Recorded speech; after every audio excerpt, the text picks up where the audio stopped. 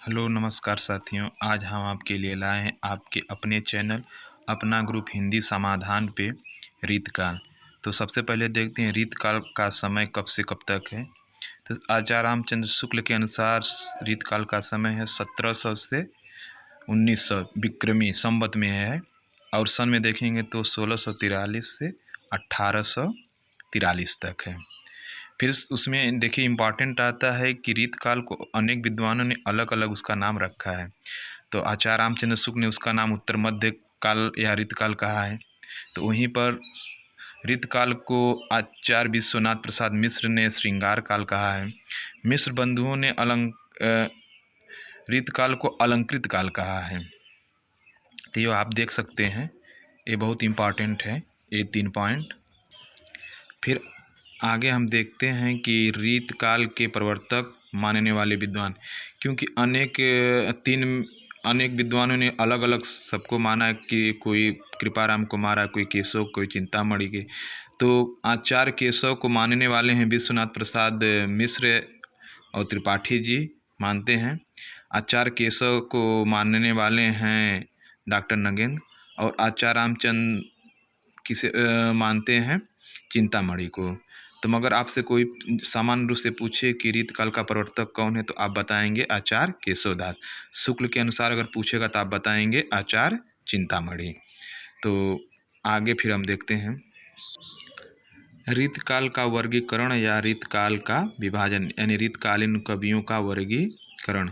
तो अनेक विद्वानों ने अलग अलग किया है। तो हम विश्वनाथ प्रसाद मिश्र के अनुसार देखते हैं, उन्होंने इसे 3 वर्गों में विभक्त किया है। तो पहला रीतबद्ध कवि, दूसरे हैं रीत सिद्ध कवि, और तीसरे हैं रीत मुक्त कवि। तो देखिए रीतबद्ध कवि वह कवि कहलाते हैं जिसमें जो रस छंद अलंकार आदि के आधार पर रचनाएं की हैं। तो उसमें आचार्य केशवदास हैं, चिंतामणि हैं, भूषण जी हैं, देव हैं, पद्माकर हैं, मतिराम हैं, कालिदास, त्रिवेदी इत्यादि बहुत कवि हैं। आपको 100 कवि मिल जाएंगे। तो रीत सिद्ध में एक ही कवि को अक्सर माना जाता है। तो उसके अंतर्गत आते हैं बिहारी लाल जी आते हैं। तो देख सकते हैं बिहारी लाल को रीतकालीन सिद्ध काव्यधारा के प्रतिनिधित्व कवि भी माना जाता है। फिर आगे आते हैं रीत मुक्त कवि, उसमें घनानंद हैं, आलम है, बोधा है, ठाकुर दूजी देव, यही 5 हैं जो रीत मुक्त कवि हैं। रीत मुक्त वह कवि हैं जो किसी भी बंधन में रहकर रचनाएं नहीं किए, स्वतंत्र रूप से की है रचनाएं। अब रीत काल में देखते हैं रीतबद्ध कवियों की प्रमुख रचनाएं। तो देखिए पहले हमारे कवि हैं आचार्य केशवदास। तो उनकी रचनाएं 7 हैं, और यहाँ हम आपको इम्पॉर्टेंट ही दिखा रहे हैं। रामचंद्रिका, रसिक प्रिया, कवि प्रिया। अगले बार रामचंद्रिका को पूछा था। अगले बार हमारे कवि हैं भूषण, महाकवि भूषण। तो उनकी रचना शिवराज भूषण, शिवा बावनी, छत्रसाल, दशक। अगले कवि हैं मतिराम त्रिपाठी, तरसराज, ललित लालाम, सतसई, फूल मंजरी। या मतिराम भी रहेगा, त्रिपाठी नहीं रहेगा तो कोई घबराने की जरूरत नहीं है। अगले हमारे कवि हैं पद्माकर। पद्माकर की रचना है गंगा लहरी, पद्माभरण, जगत विनोद, और भी रचनाएं हैं। कवि देव की रचनाएं हैं भाव विलास, अष्टयाम, प्रेम प्रसंग। महाराज जसवंत सिंह की रचना है भाषा भूषण, जिसमें 212 दोहे हैं। आचार्य चिंतामणि की रचना है रस विलास, श्रृंगार मंजरी, कविकुल कल्पतरु। सेनापति के कवि रत्नाकर है। और आचार्य भिखारी के रस सारांश काव्य निर्णय है। कालिदास त्रिवेदी के जंजीरा बंद, वर वधु विनोद है। देव की रचनाएं और इम्पॉर्टेंट हैं, तो यहाँ लिख दिए हैं रस विलास, भवानी विलास, काव्य रसायन। तो आप देख सकते हैं कि ये रीतबद्ध कवि हैं जो प्रमुख हैं। यही कवियों को बार बार सामान्य परीक्षाओं में पूछा जाता है। रीतबद्ध कवियों से कुछ जुड़े इम्पॉर्टेंट पॉइंट हैं, जैसे कि रीतकाल के प्रवर्तक आचार्य केशवदास। दूसरा है केशवदास को कठिन काव्य का प्रेत किसने कहा है, तो आचार्य रामचंद्र शुक्ल ने कहा है। कालिदास त्रिवेदी किसके दरबार में रहते थे? तो औरंगजेब के दरबार में रहते थे। रीतबद्ध के सभी कवियों ने लक्षण ग्रंथ लिखे हैं। बिहारी लाल ने लक्षण ग्रंथ नहीं लिखे हैं क्योंकि वो सिद्ध कवि हैं। महाकवि भूषण की सभी रचनाएं वीर रस में लिखी गई हैं। अब महाकवि भूषण ऐसे कवि हैं जो जहाँ रीतकाल में श्रृंगार रस की धारा बह रही थी, तो वो उन्होंने अपने सभी रचनाएं वीर रस में लिखी, इसीलिए और वो महान हुए। रीतकाल के सभी कवियों की अधिकतर भाषाएं ब्रज ही थी।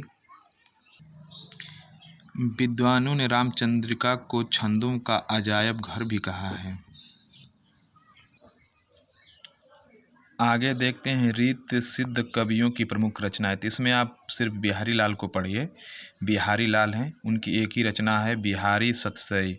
बिहारी सतसई में 719 दोहे में 6 सोरठा हैं। तो जैसे रचना सवाल बनता है कि बिहारी सतसई में कितने दोहे हैं? तो 719। अनेक विद्वानों ने इसे अलग अलग माना है, तो आप 719 वाला याद करिएगा। तो बिहारी से जुड़े कुछ पॉइंट है। बिहारी लाल जयपुर के महाराजा मिर्जा राज जय सिंह के यहाँ दरबारी कवि थे। बिहारी सतसई की भाषा ब्रज है। रीतकालीन रीत सिद्ध काव्य धारा के प्रतिनिधित्व रचनाकार भी हैं, यानी कि रीत सिद्ध काव्य धारा के प्रतिनिधित्व किसने किया है? तो बिहारी लाल ने किया है। पर रीतकाल के प्रवर्तक कौन है? तो आचार्य केशवदास हैं। आगे हम देखते हैं रीत मुक्त कवियों की प्रमुख रचनाएं। तो आप उसमें आपको सिर्फ 5 कवि को पढ़ना है। आलम की रचना है आलम केली श्याम स्नेही करके है। बोधा या बुद्धसेन उनकी रचना बिरह वारिस इसकनामा है। ठाकुर के ठाकुर ठसक ठाकुर शतक है। द्विजदेव या मान सिंह उनका नाम भी है। उनकी रचना है श्रृंगार बत्तीसी श्रृंगार लतिका है। घनानंद सबसे इम्पॉर्टेंट हैं रीत मुक्त कवियों में। तो उनकी सुजान सागर बिरह लीला कोकसार पदावली प्रीति पावस यमुना यश है इसकलता है। तो आप देख सकते हैं कि घनानंद से जुड़े कुछ पॉइंट है। घनानंद मोहम्मद शाह रंगीला के मीर मुंशी खजांची थे।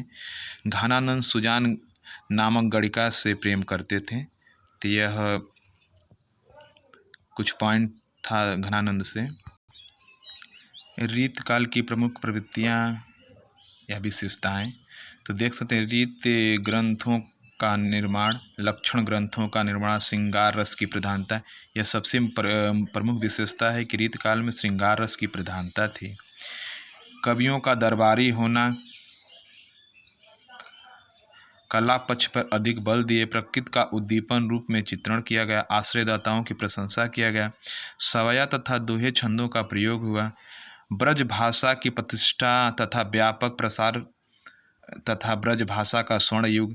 तो आप कह सकते हैं कि ब्रज भाषा का स्वर्ण किस काल को कहा जाए? तो आप रीत काल को कह सकते हैं, क्योंकि 99% कवियों की भाषा ब्रज ही थी रीत काल में। तो यह संक्षेप रीत काल की जानकारी थी जो आपके सामने हमने प्रस्तुत किया। आशा है कि आपको अच्छा लगेगा। अगर आपको अच्छा लगे तो हमारे चैनल को लाइक करिएगा, सब्सक्राइब करिएगा और अपने दोस्तों में शेयर करिएगा। धन्यवाद। जय हिंद।